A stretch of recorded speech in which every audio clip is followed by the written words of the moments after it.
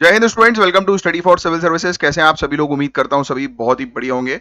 So guys, आज है 3 अक्टूबर 2025 और आज के करंट अफेयर्स को हम लोग कवर करने वाले हैं। आप में से जो भी स्टूडेंट्स यूपीपीसीएस, यूपीएससी, बीपीएससी या किसी भी स्टेट पीएससी की तैयारी कर रहे हैं तो लेक्चर को एंड तक जरूर देखिएगा, क्योंकि यहाँ पर वो सभी न्यूज हम लोग कवर करते हैं जो आपके एग्जामिनेशन के लिए बहुत ही ज्यादा इंपॉर्टेंट होती हैं।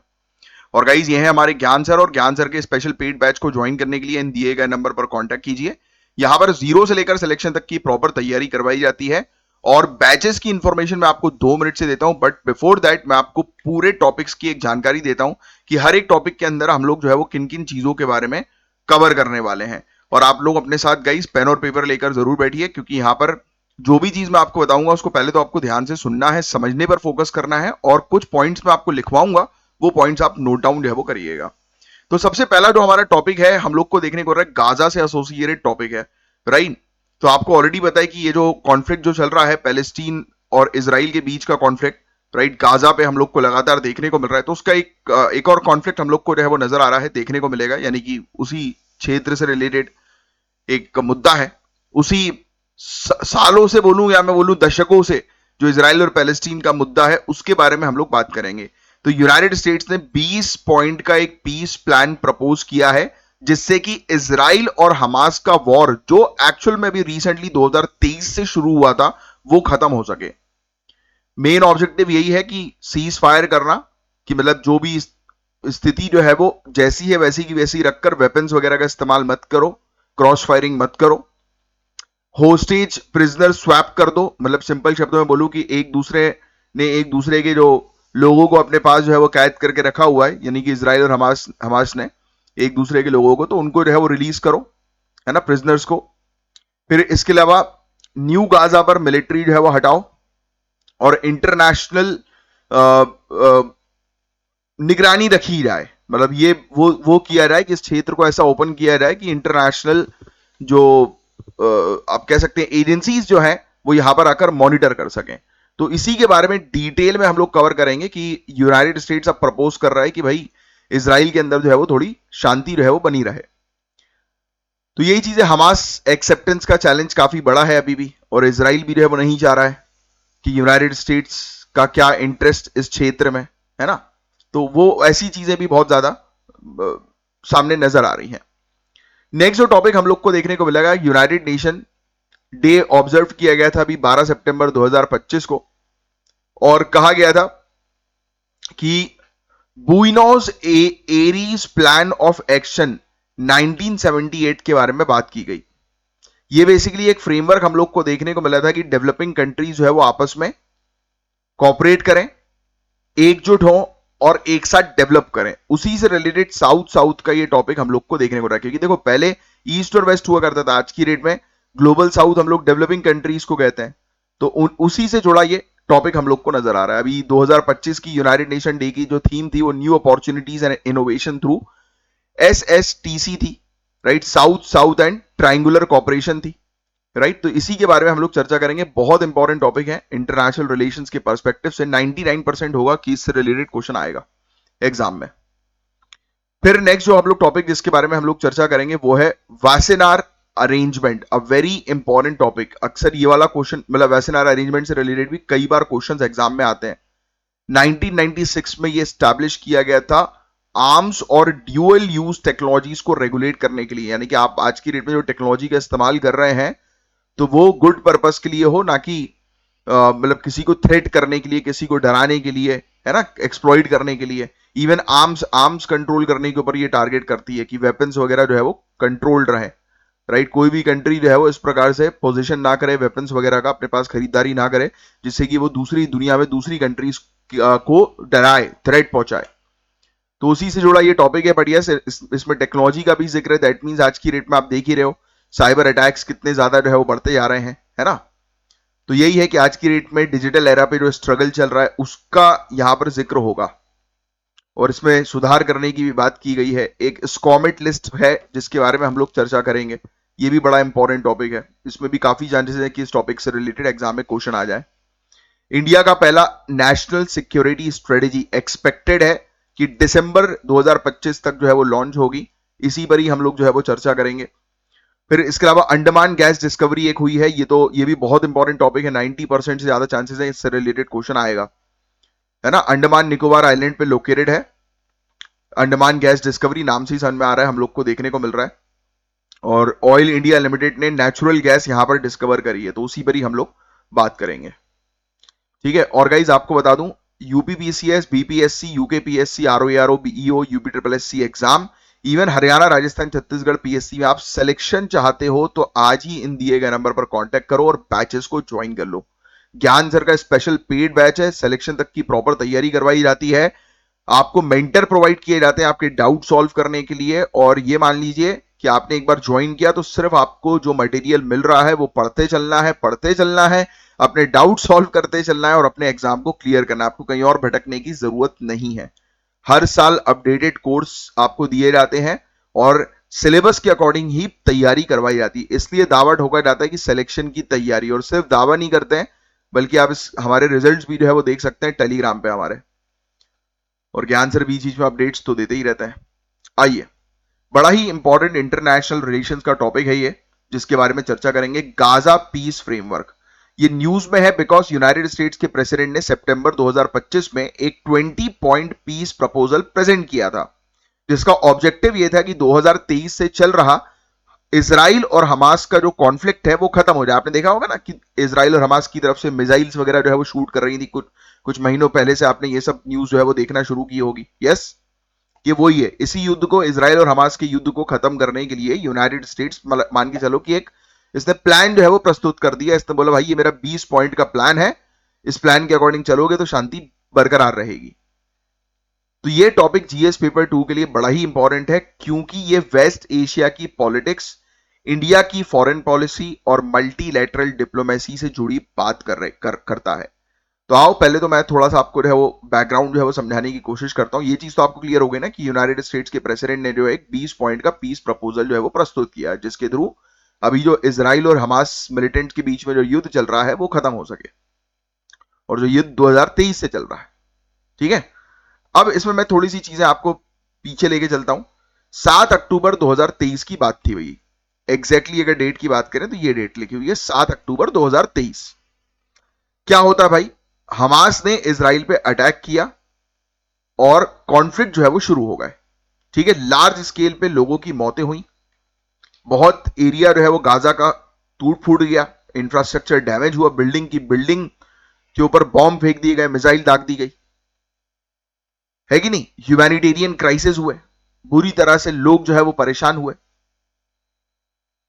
तो इसी अब परेशानी को खत्म करने के लिए शांति का प्लान जो है, पीस प्लान जो है वो बनाया गया यूएस ऑफिशियल्स के द्वारा। इवन अरब लीडर्स भी इसमें मौजूद हैं।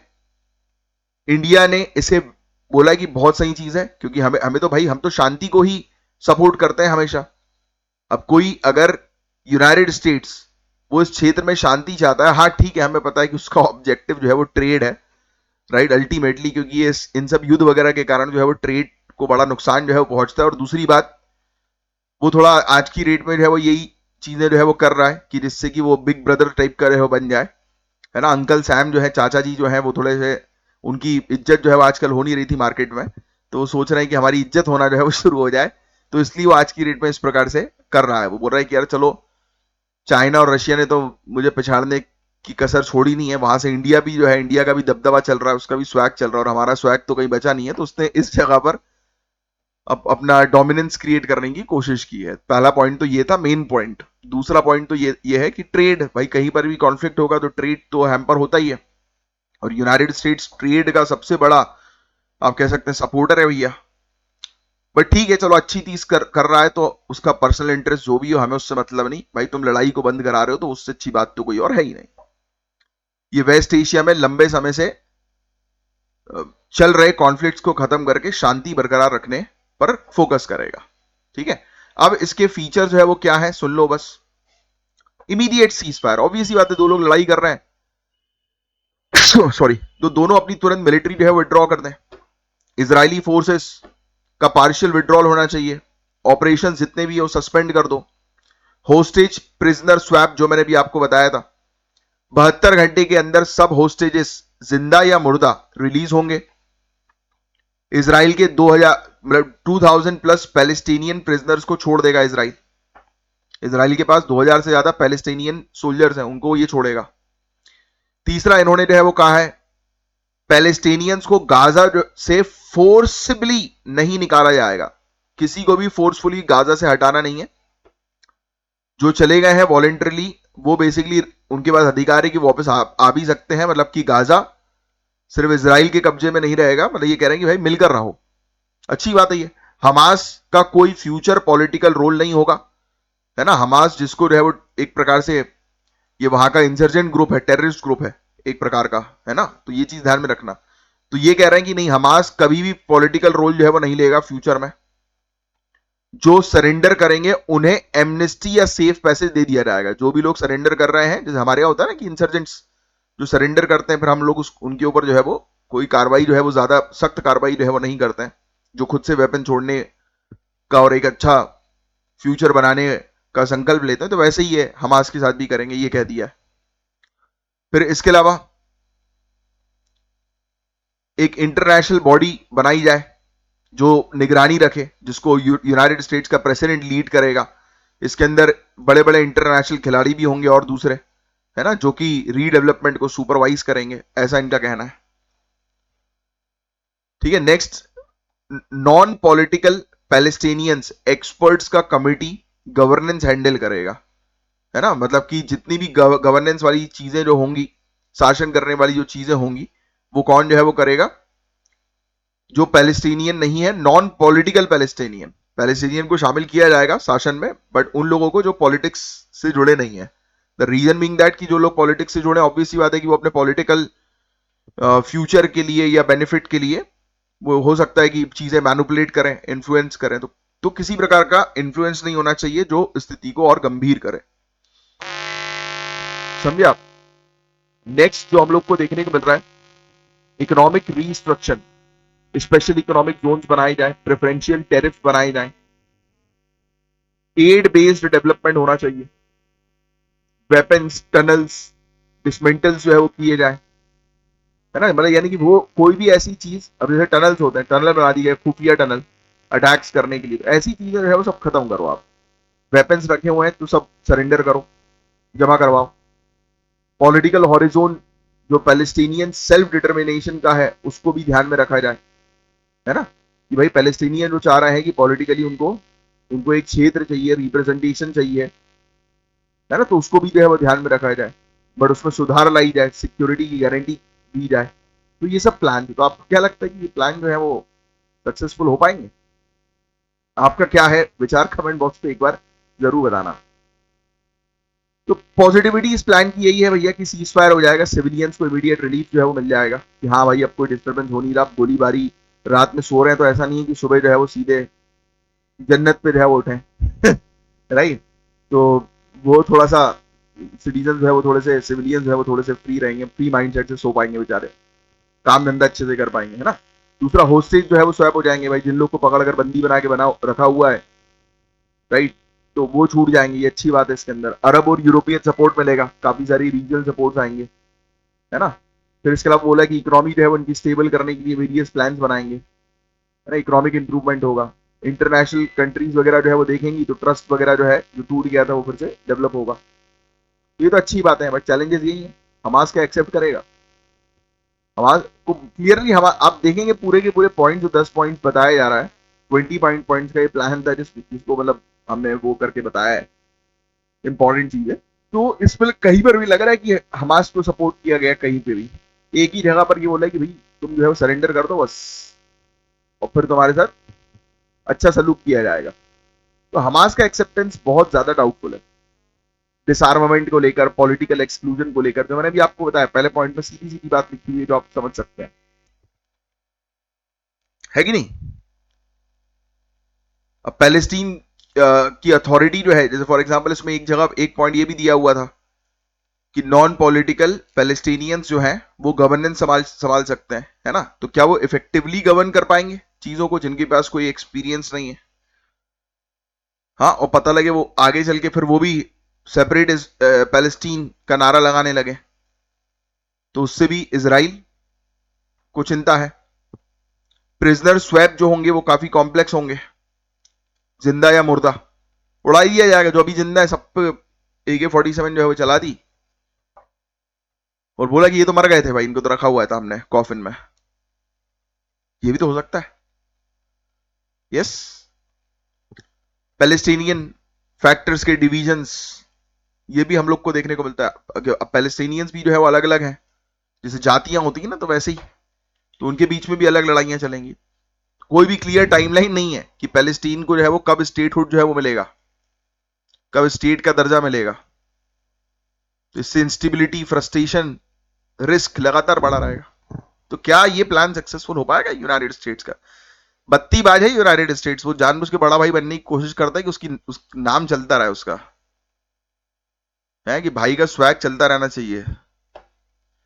तो रीजनल और ग्लोबल एक्टर्स को प्रेशर बनाना होगा दोनों पार्टीज के ऊपर। वैसे तो यहां पर शांति मेंटेन करने के लिए एक स्ट्रॉन्गर यूनाइटेड नेशन अरब ओवरसाइट रखनी पड़ेगी, यानी कि मॉनिटरिंग मैकेनिज्म होना चाहिए यूनाइटेड नेशंस की तरफ से, अरब नेशंस की तरफ से, जिससे कि इस क्षेत्र में जो है वो एटलीस्ट लोगों को जो है वो सहायता मिले, सिविलियंस की सिक्योरिटी पर मेनली फोकस किया जाए। क्योंकि इस मुद्दे के अंदर दो प्लेयर्स की लड़ाई के चक्कर में पिस्ता जो है वो आम आदमी है, जो हर जगह है, सिर्फ बात इजराइल पैलेस्टीन की नहीं है। Economic development is very important. आप ये चीज ध्यान में रखिएगा, जहां इकोनॉमिक डेवलपमेंट होगा, जहां एजुकेशन होगी, वहां इस प्रकार की स्थिति जो है वो काफी कम जो है वो नजर आएंगी, है ना। ये चीजें आप देखो, लेट्स सी इन फ्यूचर क्या होता है। वैसे तो मुझे पर्सनली बोलूं तो मुझे नहीं लगता कि ये प्लान जो है वो काम करेगा, क्योंकि इस प्लान में उतना कोई खास दम है नहीं। कहानी सिर्फ सिंपल सी है कि ऐसा प्लान जो है वो क्रिएट जो है वो करना पड़ेगा। पहली चीज तो सेपरेशन जरूरी है, सेपरेशन कर दोगे, टेरिटरी जो है वो डिफाइन कर दोगे कि हाँ भाई ये पैलेस्टीनियन की टेरिटरी है, आप लोग वहां पर अपना गवर्नेंस रखें, और ये इजराइल की टेरिटरी, यहाँ पे इजराइल अपना गवर्नेंस रखे।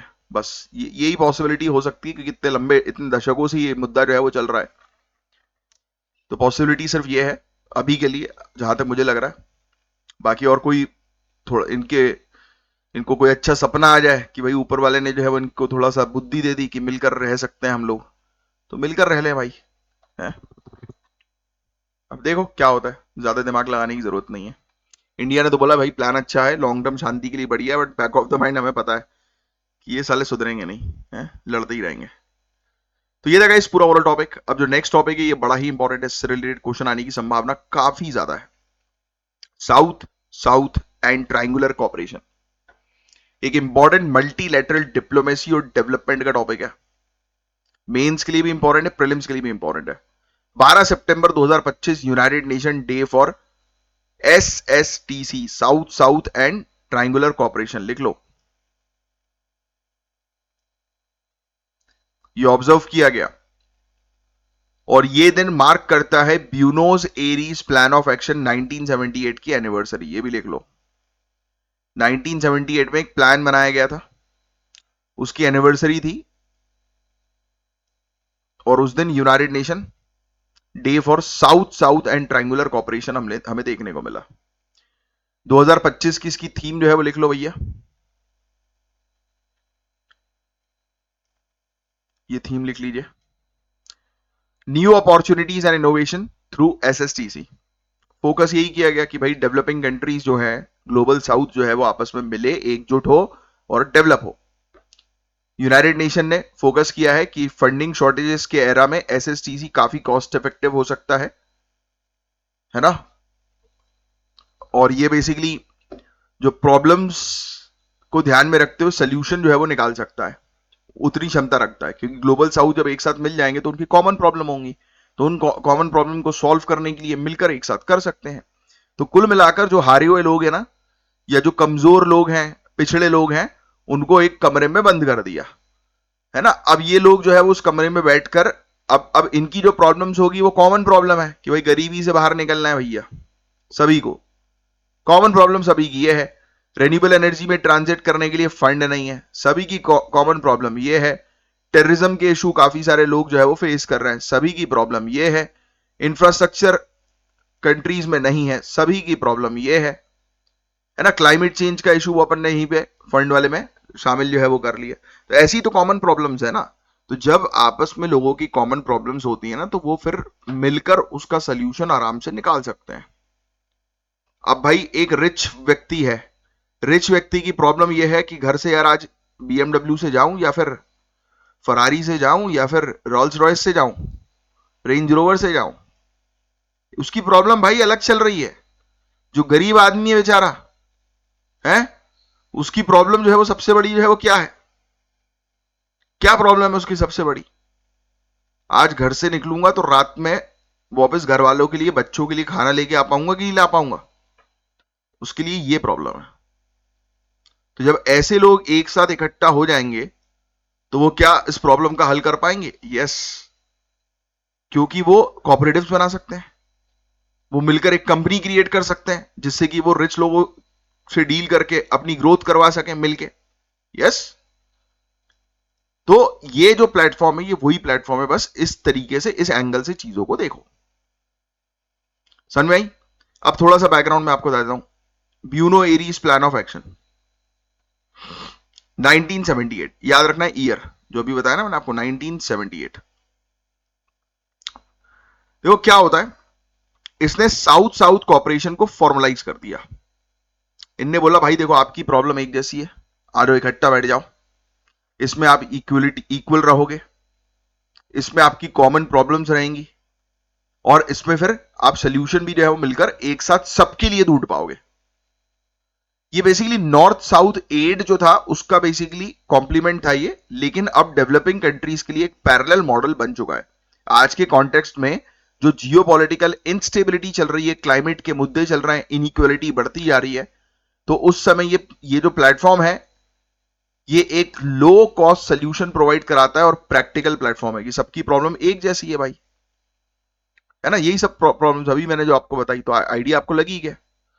तो इस फ्रेमवर्क के जरिए डेवलपिंग कंट्रीज को कलेक्टिव बार्गेनिंग पावर मिलती है कि वो डेवलप्ड कंट्रीज के साथ नेगोशिएट कर सकें। इंपॉर्टेंटली एसएसटीसी इंश्योर करेगा कि जो रेसिपिएंट कंट्रीज हैं उनकी ओनरशिप होनी चाहिए, कि उनको जो है वो डेवलप कंट्रीज साइडलाइन ना कर दें, है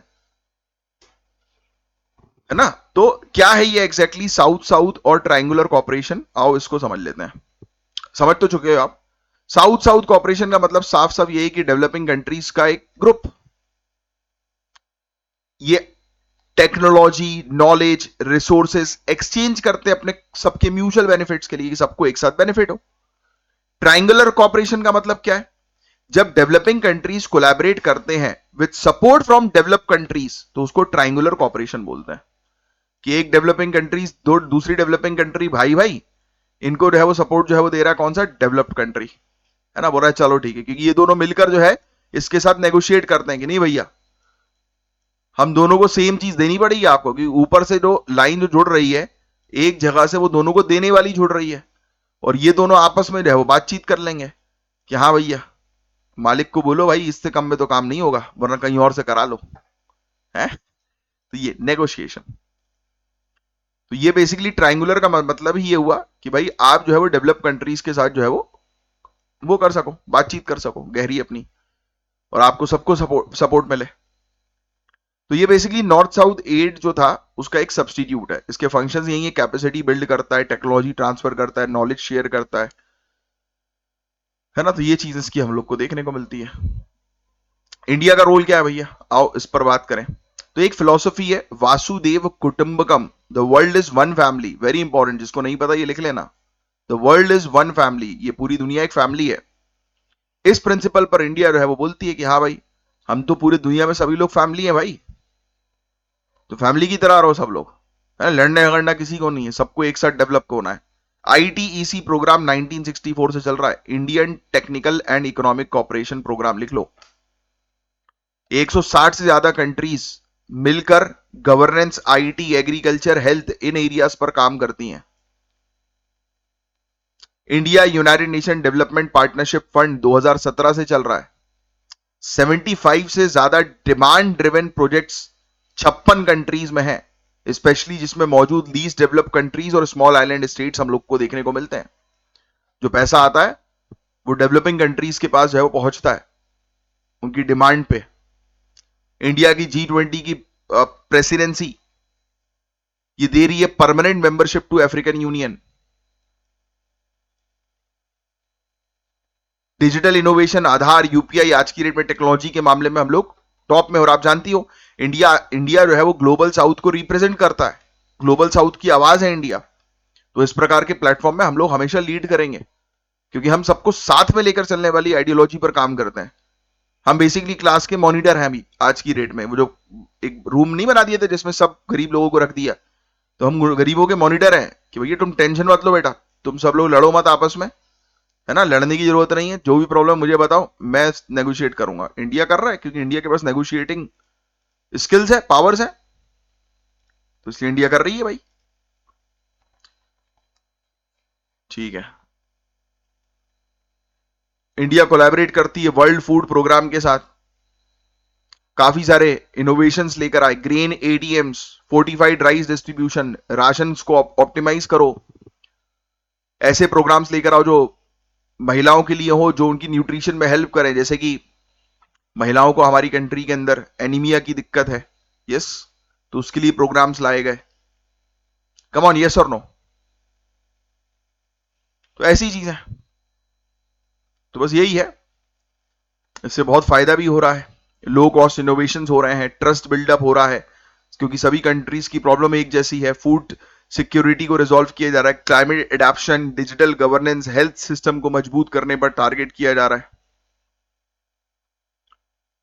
ठीक है, सॉवरेनिटी को रिस्पेक्ट जो है वो की जाती है कि भाई नहीं, सभी लोग जो है सॉवरेन है, संप्रभुता को जो है वो मेंटेन रखा जाता है, कि ऐसा नहीं भाई कि तुम्हें हम रूल करेंगे, तुम इंडिपेंडेंट हो, बट हम तुम्हें एडवाइस करेंगे, उसको फॉलो करोगे तो फायदा तुम्हारा होगा। सिंस 1995 47 गवर्नमेंट ने कंट्रीब्यूशन दिया था यूनाइटेड नेशन फंड फॉर एसएसटीसी के लिए, और 70 से ज्यादा कंट्रीज को सपोर्ट भी मिला है। बट यस, चैलेंजेस भी होते हैं, फंडिंग्स कम मिलती है ना, फंडिंग का भरोसा नहीं है, काफी सारी डेवलपिंग कंट्रीज के पास स्किल्ड मैन पावर नहीं है, ये एक इशू है।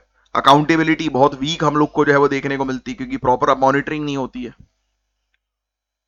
ठीक है, लोकल इनोवेशन स्ट्रगल कर रहा है अभी भी, क्योंकि उसको डेवलप कंट्रीज का सपोर्ट जो है वो मिल नहीं पाता, जो एक्चुअल सपोर्ट की आवश्यकता है। तो नए एरियाज पर हम लोग काम करें, artificial intelligence, climate finance, digital economy, है ना, एक डेडिकेटेड प्लेटफॉर्म या सेक्रेटेरिएट्स के जरिए जो है वो इंस्टीट्यूशन को और मजबूत बनाए, और फॉर्मल बनाए, और ऑर्गेनाइज्ड बनाए, है ना, इनोवेटिंग फाइनेंसिंग पर फोकस करें, ट्रायंगुलर कॉपरेशन को बढ़ाएं, कि डेवलप कंट्रीज के एक्सपर्टीज, उनके फंड्स वो डेवलपिंग कंट्रीज को की हेल्प में लगाएं, ना कि सिर्फ वो फंड कर देते हैं अपने आप को डेवलप करने के लिए, ऐसा नहीं होना चाहिए।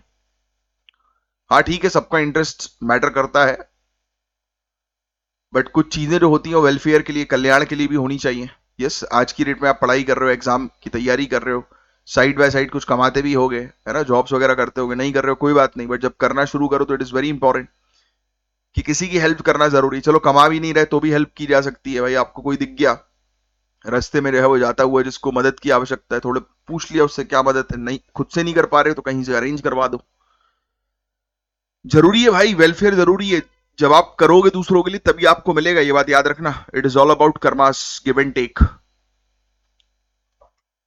देना पड़ेगा पहले हासिल करने के लिए। अब नेक्स्ट जो टॉपिक है वासेनार अरेंजमेंट का, बड़ा ही इंपॉर्टेंट टॉपिक है। वासेनार अरेंजमेंट 1996 में स्टैब्लिश हुआ था।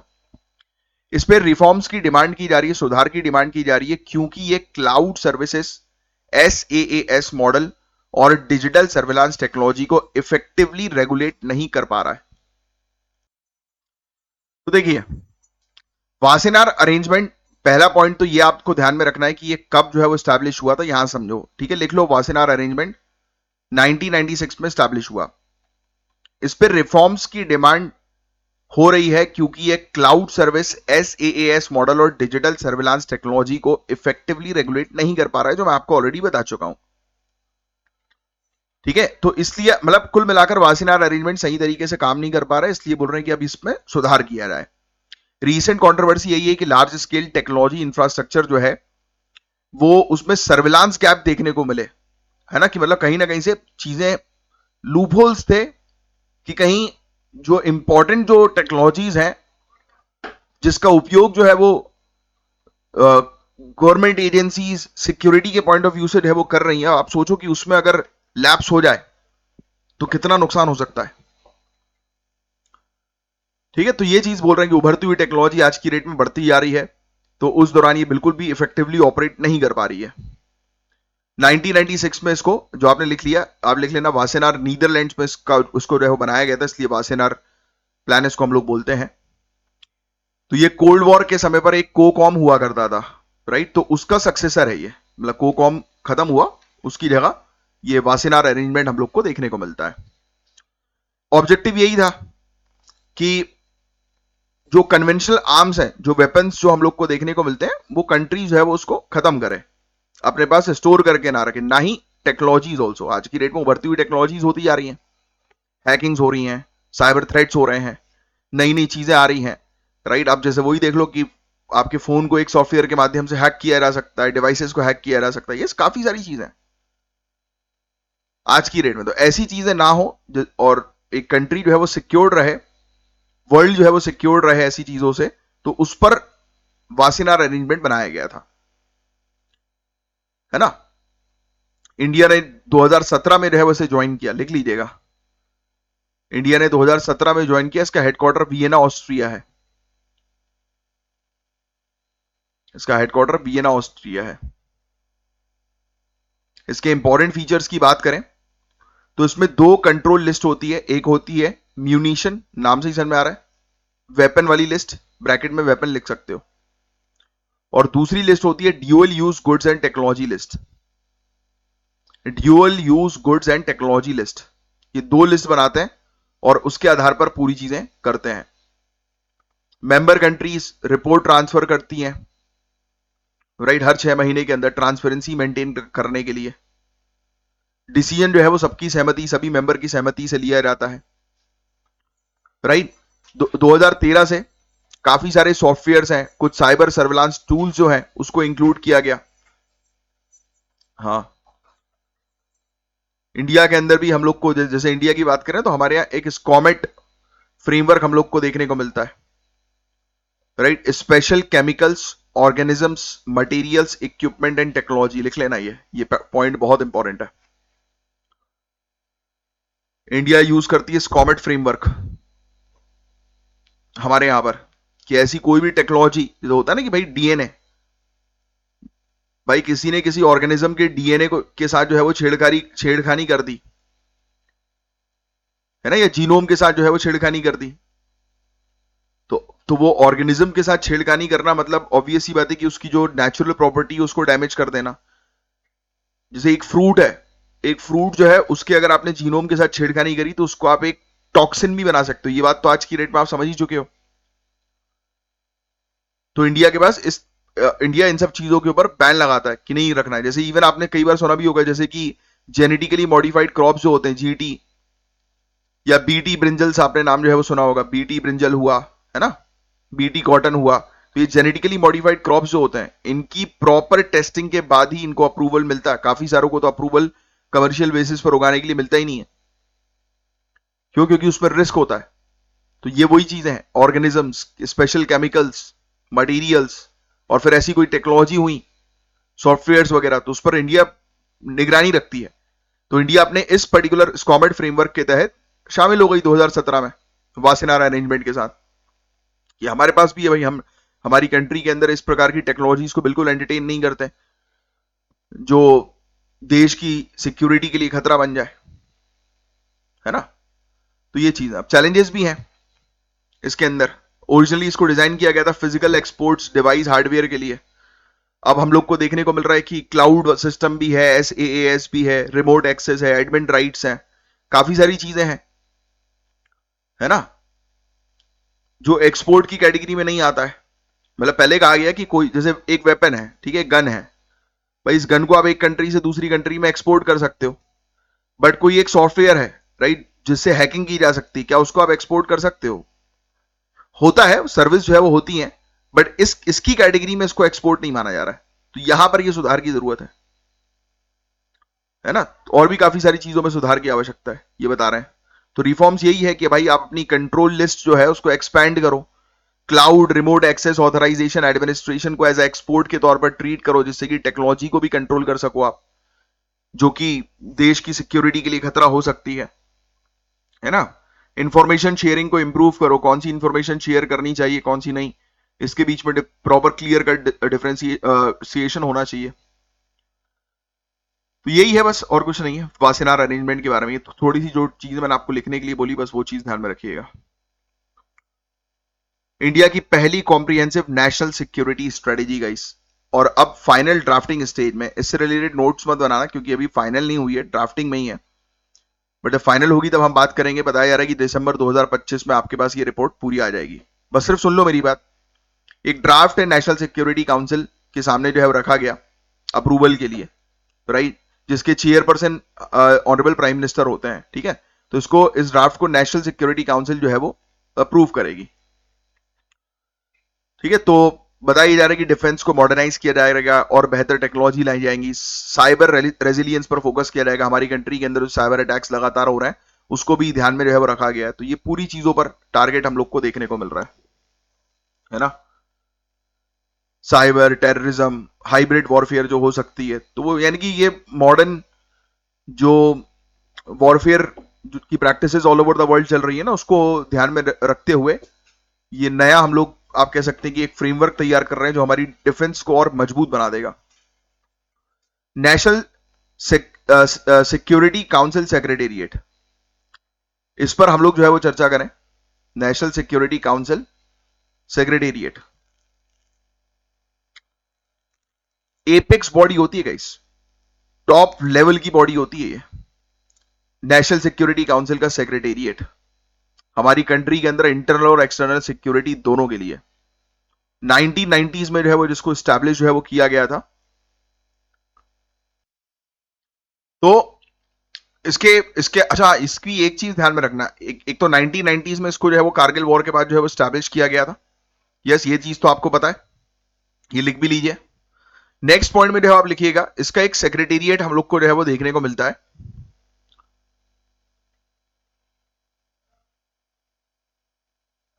जो कि एपेक्स लेवल बॉडी होती है, जो मैं आपको ऑलरेडी पहले बता ही चुका हूं। और इंडिया ने जो है वो अभी तक कोई भी सिक्योरिटी डॉक्ट्रिन अप्रूव नहीं करी है कारगिल वॉर 1999 के बाद से। और अब जो ये नहीं हो रही है, तो इस पर्सपेक्टिव से ये टॉपिक बड़ा इंपॉर्टेंट जो है वो हो गया है, ठीक है। सेक्रेटेरिएट के बारे में आपको बता ही दिया कि इंडिया की सबसे टॉप मोस्ट बॉडी हम लोग को देखने को मिलती है, जिसके जो कि हमारी कंट्री के अंदर सिक्योरिटी की प्लानिंग वगैरह करती है। और ये टॉपिक तो इस बार आएगा ही आएगा, अभी बट लिखने की आपको इतनी कुछ खास आवश्यकता नहीं है वैसे, तो मैं आपको क्लियरली बता दूं, क्योंकि दिसंबर में ये टॉपिक जो है वो बहुत डिटेल में पढ़ाया जाएगा, तब अपन इसके बारे में डिस्कस करेंगे। सिर्फ सुन लो, national security advisor cabinet minister rank के ऑफिशियल होते हैं भाई, एनएसए हमारे अजीत डोवाल जी है ना, अभी बेहतरीन आईपीएस रह चुके हैं वो। जो नेशनल सिक्योरिटी एडवाइजर होते हैं, आईएफएस आईपीएस आर्म फोर्सेस से आते हैं, अभी जो है वो आईपीएस है, 1980s बैच के हैं, I am not wrong, 70s 80s batch. बहुत बेहतरीन पर्सनालिटी, पढ़ना कभी उनके बारे में। तो काफी सारे काम करती है ये, ड्राफ्ट करती है, रिव्यू करती है, नेशनल सिक्योरिटी सेक्रेटेरिएट के जितने भी वो रहते हैं पॉइंट्स रहते हैं कि हमारी कंट्री की सिक्योरिटी के लिए क्या करना है, क्या सुधार करना है, उन सब चीजों के बारे में। तो इस बार ये बनने वाली, तो ये बड़ी इंपॉर्टेंट हो गई है। बस अभी के लिए लिखने की आवश्यकता नहीं है, फीचर्स वगैरह अभी के लिए इतने इंपॉर्टेंट नहीं है, आगे चल के हम लोग कवर करेंगे। अब एक प्रीलिम्स के लिए फैक्ट जो है वो ये लिख लो आप। Oil India limited, oil India limited लिख लो, ऑयल इंडिया लिमिटेड, इन्होंने नेचुरल गैस डिस्कवरी अनाउंस की अंडमान शैलो ऑफशोर ब्लॉक में। तो अंडमान में, ये पूरे लिख लो, नेचुरल गैस जो है वो उन्होंने डिस्कवर कर दी है। ये पहली रिपोर्टेड हाइड्रोकार्बन डिस्कवरी है इस क्षेत्र में, डिस्कवरी हुई है विजयपुरम सेकंड एक्सप्लोरेटरी वेल में। तो क्वेश्चन कभी कभी ये एक्सप्लोरेटरी के बारे में पूछा जा सकता है कि भाई ये बता दो यार, ये कुआं हमारा कहां पर है, विजयपुरम, विजयापुरम, तो ये है अंडमान में। अब इसकी डेप्थ वगैरह याद रखने की जरूरत नहीं है। टेस्टिंग ने कंफर्म किया है कि इसमें 87% जो है वो मीथेन रिच गैस सैंपल्स हम लोग को जो है वो नजर आ रहा है। 17 किलोमीटर ईस्ट में है अंडमान आइलैंड के, ठीक है। बस इतना फैक्ट जो है वो ध्यान में रखो, बस यही चीज एग्जाम में आपसे पूछी जाएगी। इंडिया हेविली गाइस डिपेंडेंट है एनर्जी के लिए, आप जानते हैं 88% क्रूड ऑयल के लिए हम लोग डिपेंडेंट है। 50% नेचुरल गैस अब्रॉड से हम लोग इंपोर्ट करते हैं, तो ये डिस्कवरी जो है वो इंपोर्ट डिपेंडेंस को जो है वो रिड्यूस करेगी, एज सिंपल एज दैट।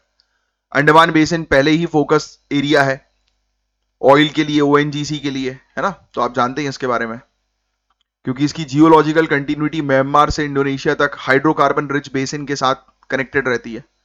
तो फ्यूचर के एक्सप्लोरेशन के डोर्स को और खोल दिए इसने, क्योंकि अभी मिली है नेचुरल गैस, तो आगे चल के और भी कुछ एरियाज पे मिल सकती है, तो उस पर अब और रिसर्च होगी।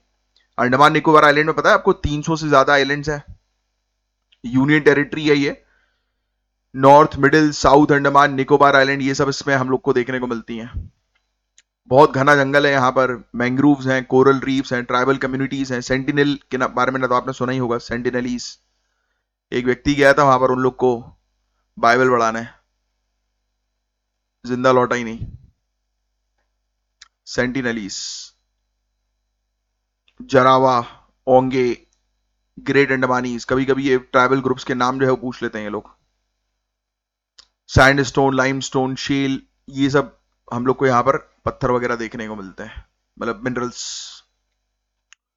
ठीक है, अब ये डिस्कवरी जो है वो हमारी इंपोर्ट की डिपेंडेंसी रिड्यूस करेगी, बट रिस्क यही है कि एनवायरमेंट इंपैक्ट असेसमेंट होना जरूरी है। ऑलरेडी वैसे अंडमान ग्रेट निकोबार वाली अगर हम बात करें, तो वहां पर तो ऑलरेडी मुद्दा जो है वो चल ही रहा है, 10 लाख के पेड़ काटने वाला मुद्दा, है ना, तो उसको भी ध्यान में रखना जरूरी है।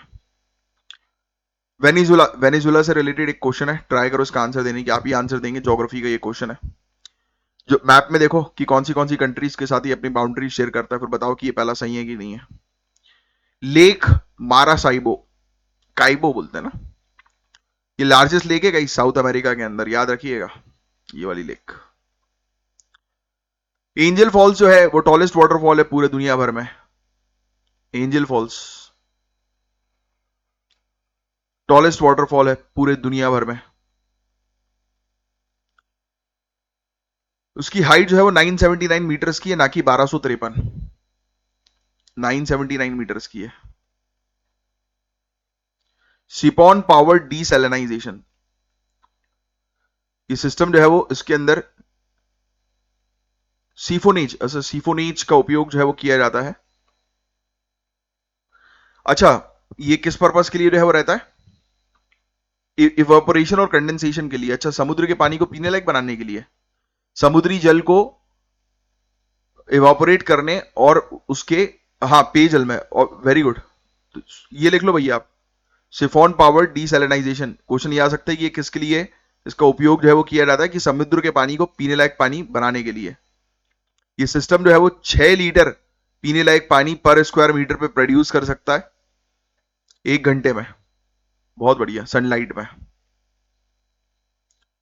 लो कॉस्ट चाहिए, है ना, हाई कॉस्ट नहीं है, लो कॉस्ट मटेरियल इसके अंदर जो है वो उपयोग किया गया है समुद्र के पानी को पीने लायक बनाने के लिए। जरूरी है भाई ये सब, इस प्रकार की टेक्नोलॉजी। और मेंस के लिए क्वेश्चन है, ट्राई करना इसका आंसर देने की। बस आज के लिए इतना ही रख रहे हैं, मिलेंगे हम लोग नेक्स्ट लेक्चर में, तब तक के लिए bye, take care, have a great day ahead. जय हिंद, जय श्री महाकाल।